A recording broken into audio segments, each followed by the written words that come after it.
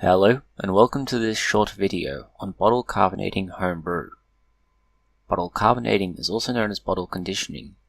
It is a more convenient and portable means of carbonating individual serves of homebrew when compared with kegging and forced carbonation.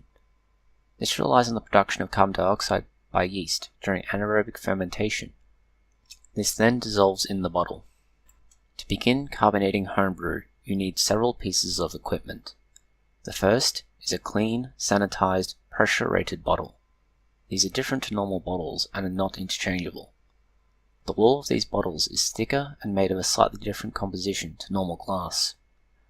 This makes it strong enough to resist exploding under the pressure of the carbon dioxide. If a pressure-rated bottle is not used, it can lead to broken bottles and a wet floor or shelf, along with shrapnel. Next is a measuring device like that seen here. It adds the correct amount of sugar substrate to carbonate a given volume. You'll be using a suitable substrate. This is also known as a priming solution. Depending on what you are carbonating, this will either be dextrose or sucrose. Sucrose is better known as table sugar.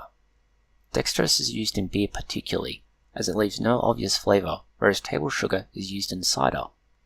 To know how much sugar to use, there are calculators online, one of which is linked below. Alternatively, use the measuring device mentioned earlier. Finally, the brew itself. Somewhat fresh is better than an older batch that has been left to stand. This will have more live yeast remaining that will carbonate the bottle over time. To begin carbonating, measure the temperature of the brew. This can be approximated as slightly below that of ambient room temperature. Use the calculator to find out how much sugar to use, or use the predefined measure. Add this to a small quantity of water. This creates a liquid sugar solution. Divide this volume by the number of bottles you are intending to carbonate. Use a single dose in each bottle. You will need to leave more headspace than usual in a bottle if you're going to use a liquid sugar. Dry sugar does not require as much headspace and should be bottled as per usual. Close the bottles up, ensuring there is a proper seal. This is important. The carbonation will not work without it.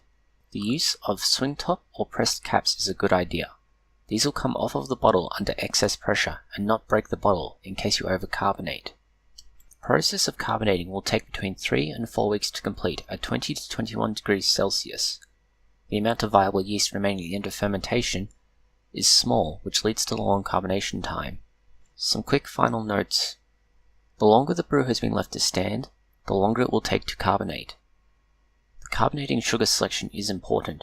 Different sugars can and will drastically affect the flavor. The amount of headspace affects the amount of carbonation. This is something that needs experimentation to find for your happy medium. However, you should be aware that more headspace means more carbonation, which means higher risk of bottles exploding. Thank you for watching this video. Please post any comments, questions, or suggestions you may have below.